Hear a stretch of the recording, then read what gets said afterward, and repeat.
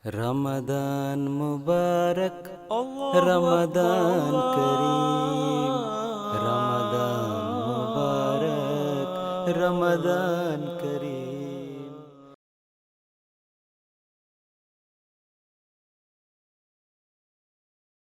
Assalamualaikum warahmatullahi wabarakatuh kepada tuan-tuan dan puan-puan yang setia menonton MTA. Bersama saya Salman Ahmad dalam program Taklim Tarbiyat Online. Jadi pada hari ini kita telah memasuki satu bulan yang sangat mulia, iaitu bulan Ramadan. Jadi kami di studio sentiasa mendoakan anda di rumah supaya anda berada dalam keadaan sihat walafiat, insya-Allah. Semoga kita dapat tingkatkan ibadat kita, doa kita, zikir kita, insya-Allah.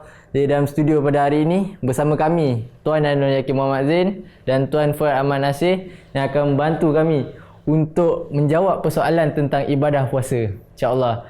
Jadi sebelum kita pergi lebih lanjut tentang persoalan kita berkaitan dengan ibadah puasa, suka untuk saya kongsikan nasihat daripada huzur kita yang tercinta, iaitu Hazrat Khalifatul Masih Al-Khamis, yang disampaikan dalam khutbah Jumaat pada tarikh 19 Jun 2015. Jadi bunyinya, berdoalah dengan penuh kerendahan hati bahawa, Ya Allah, masukkanlah aku ke dalam golongan orang-orang yang bukan sekadar di bulan Ramadan, malah di hari-hari lain juga doa-doa mereka itu dikabulkan di siang hari dan juga di malam hari. Agar Ramadan ini menciptakan perubahan suci di dalam diriku dan supaya aku termasuk di kalangan orang-orang yang mendapat petunjuk. Jadi semoga nasihat ini akan memberi manfaat untuk kita semua dan untuk penonton-penonton di penonton-penonton MTA juga, insya-Allah. Jadi kita terus ke ahli panel kita. Jadi ini soalan berkaitan dengan iktikaf. Jadi kita dalam tempoh kawalan pergerakan ni kita tak boleh nak pergi masjid. Jadi timbul persoalan, boleh tak seseorang itu beriktikaf di rumah? Silakan tuan. Jazakumullah, sebenarnya biasa saya berjawablah soalan ni ya. Nombor satu, kalau kita pergi kepada Al-Quran berkenaan dengan ibadat puasa ni, Allah Ta'ala juga menyentuh berkenaan dengan iktikaf. Dan di situ diterangkan juga bahawa janganlah kamu mendekati ataupun mengadakan hubungan badan dengan isteri ketika kamu beriktikaf di masjid. Ya. Jadi di sini kita dapat melihat bahawa iktikaf itu dilakukan di masjid. Dan Rasulullah SAW pun melakukan iktikaf itu di masjid. Nah, sekarang ni timbul persoalan berkenaan dengan keadaan sekarang ni, keadaan di mana kita tak boleh keluar daripada rumah kita, PKP ya. Seperti mana juga solat fardu yang lain, kemudian solat Jumaat, kemungkinan solat hari raya pun kita laksanakan di rumah. Begitu juga lah dengan iktikaf. Saya rasa kalau memang keadaan tak mengizinkan untuk kita pergi ke masjid dan kita berkeinginan untuk duduk iktikaf, itu dibolehkan untuk kita mengadakan ataupun melakukan iktikaf di rumah. Jadi kita siapkan satu bilik yang betul-betul asing, betul-betul asing daripada keluarga kita yang lain, dan kita duduk di situ, jangan bertemu dengan mereka, jangan bercakap dengan mereka kalau tidak perlu. Kalau memang sesuatu yang perlu, kita diperbolehkan. Jadi dalam keadaan tertentu dibolehkan untuk dilakukan di rumah. Nah, begitu juga seorang wanita. Wanita kalau dia berkeinginan untuk melakukan iktikaf dan memang tidak ada tempat lagi dekat masjid, dan kemungkinan masjid itu jauh daripada rumahnya, dia boleh juga melakukan iktikaf di rumahnya. Sama seperti tadi, disediakan satu bilik asing daripada keluarganya yang lain. Jadi diperbolehkan untuk melakukan iktikaf itu di rumah dalam keadaan-keadaan yang tertentu. Okey, jazakumullah tuan. Jadi pergi ke soalan seterusnya. Salah satu amalan Rasulullah SAW adalah iktikaf. Tapi seseorang itu tidak puasa penuh. Jadi bolehkah dia untuk beriktikaf? Silakan tuan. Okey. Untuk menjawab persoalan ini, berkenaan dengan tak puasa penuh, sama ada boleh iktikaf ataupun tidak. Memang seseorang itu kadang-kadang dalam keadaan emergency, contohnya dia sakit ataupun musafir terpaksa meninggalkan puasa, bukan dengan keadaan yang sengaja meninggalkan puasa, maka diperbolehkan untuk melakukan iktikaf. Tetapi harus ingat, ketika melakukan iktikaf, dia haruslah berpuasa. Tidak boleh tinggal puasa ketika dia beriktikaf. Kemudian satu hal juga harus diperhatikan, bahawa jika seseorang itu tahu bahawa dalam masa iktikaf itu nanti dia akan ada urusan penting. Contohnya adalah urusan penting yang dia harus ke mahkamah ke apa, maka dinasihatkan janganlah dia duduk iktikaf. Kerana bila dah duduk iktikaf dia harus memberikan tumpuan sehingga iktikaf itu habis waktunya. Tapi kalau dia dah masuk iktikaf dengan dia tahu bahawa dia akan meninggalkan iktikaf, lebih baik dia jangan duduk iktikaf. Itu harus diperhatikan.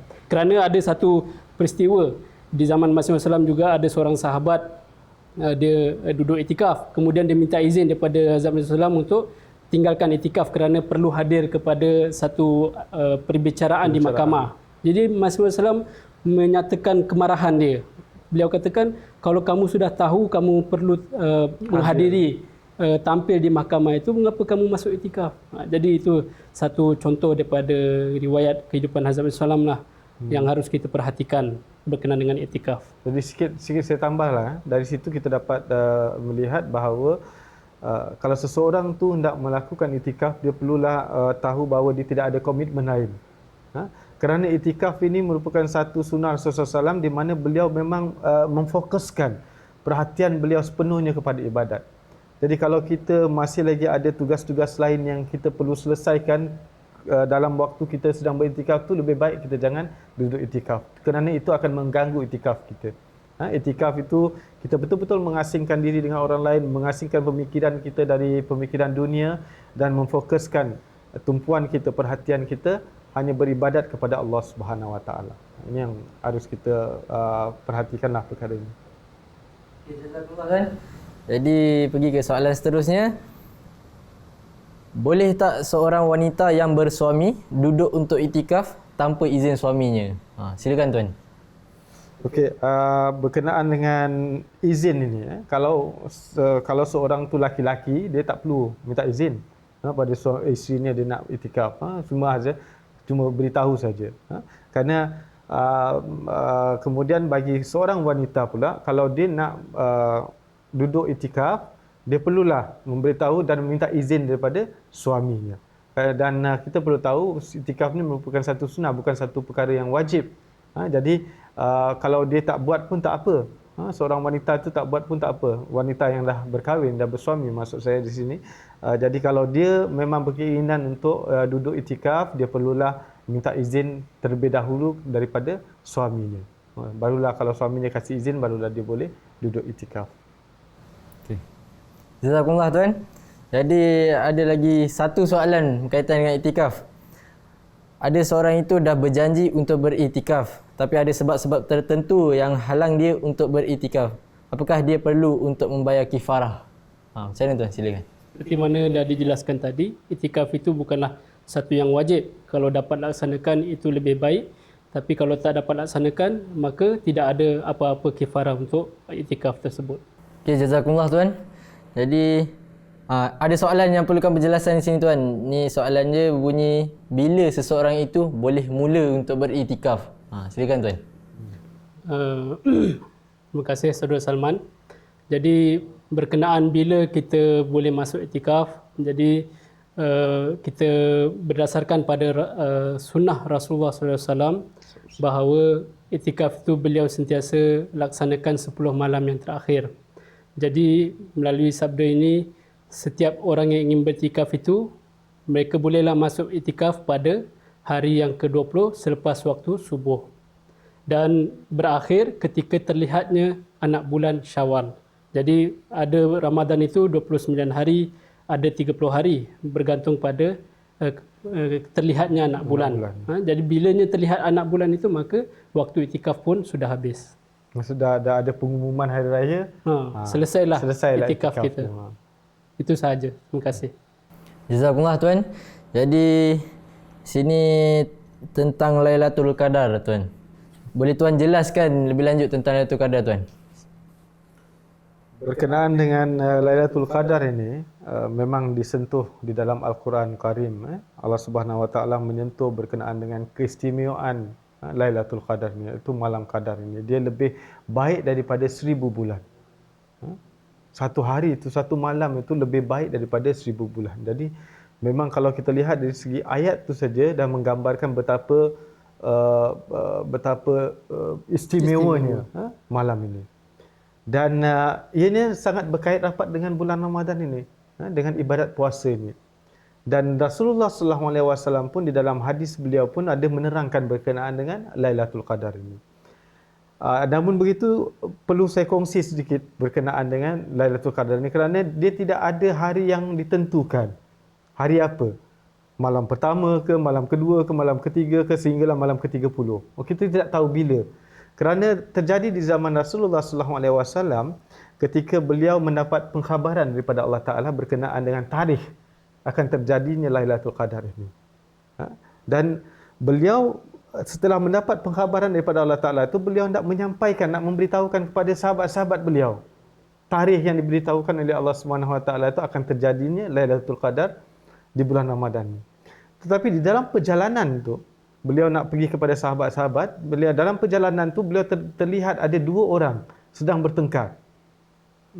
Jadi beliau pergi mendekati kedua orang yang sedang bertengkar tu dan meleraikan mereka. Meleraikan mereka. Dalam meleraikan mereka itu sehinggakan beliau terlupa tarikh yang diberitahukan oleh Allah SWT itu kepada beliau, tarikh terjadinya malam Lailatul Qadar itu.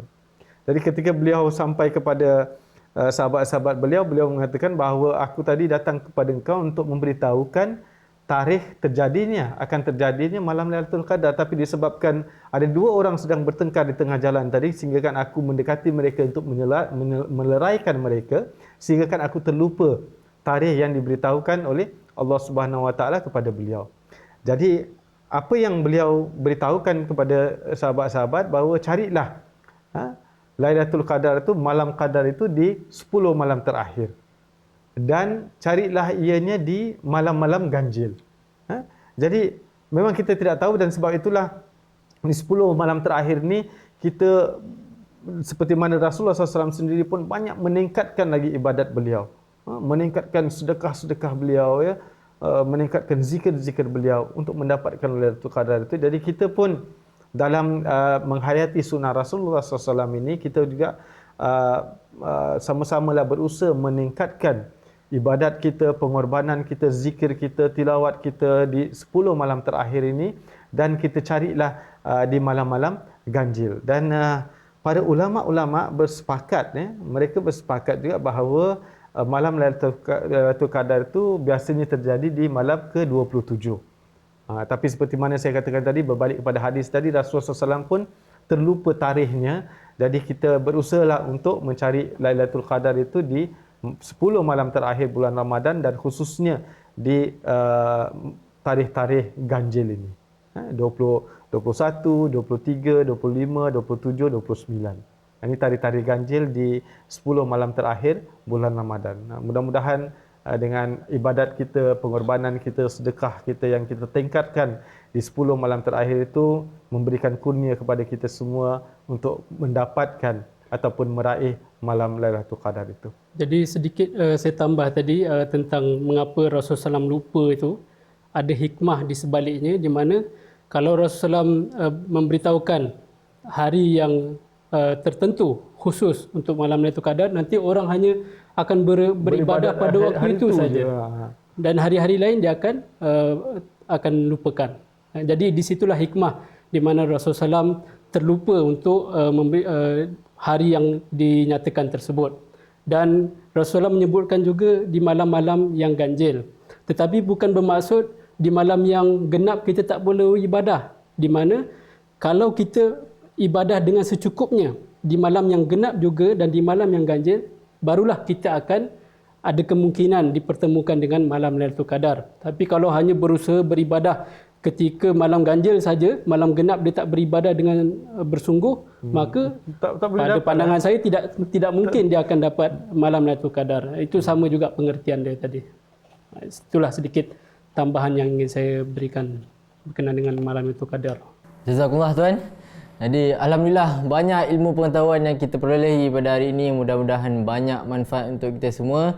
Jadi semoga puasa kita pada tahun ini akan lebih diberkati. Semoga kita dapat tingkatkan kita punya ibadat, zikir kita, doa kita, tilawat kita, insya-Allah. Jadi walaupun tahun ni kita tak dapat nak mengimaratkan masjid, semoga kita dapat mengimaratkan rumah kita dengan ibadat-ibadat kita. Semoga kita dapat menarik kasih sayang kita daripada Allah SWT, insya-Allah. Jadi itu saja pada hari ini. Sekian dari saya, Salman Ahmad dan kru MT yang lain mengucapkan ribuan terima kasih. Jazakumullah hasanal jazah. Jika tuan-tuan dan puan-puan mempunyai soalan yang ingin diajukan berkaitan dengan ibadah puasa ataupun raya, tuan-tuan boleh ajukan soalan ke nombor yang tertera, insya-Allah. Jadi itu saja, jangan lupa stay home, stay safe, putuskan rangkaian COVID-19. Assalamualaikum warahmatullahi wabarakatuh. Waalaikumsalam. Ramadan Mubarak, Ramadan Kareem, Ramadan Mubarak, Ramadan Kareem, Ramadan Mubarak, Ramadan Kareem, Ramadan Mubarak, Ramadan Kareem.